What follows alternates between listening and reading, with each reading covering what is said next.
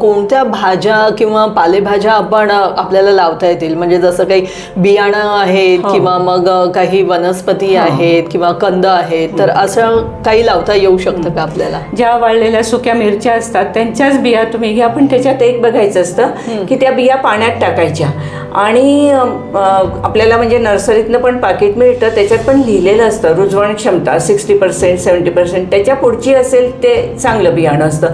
पाण्यात टाकायच्या आणि ज्या वर तरंगतात त्या बिया काढून टाकायच्या.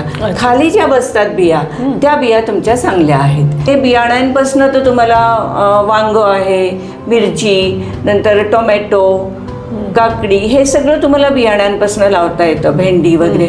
आता तुम्हाला जर पालेभाज्या वगैरे लावायच्या असल्या तर मेथी, पालक, लाल माठ, हिरवा माठ, ह्याची सगळ्याची बियाणं तुम्हाला ट्रेमध्ये लावता येतात, कारण त्याला असा जास्त खोल नाही लागत, असा पसरट ट्रे लागतो.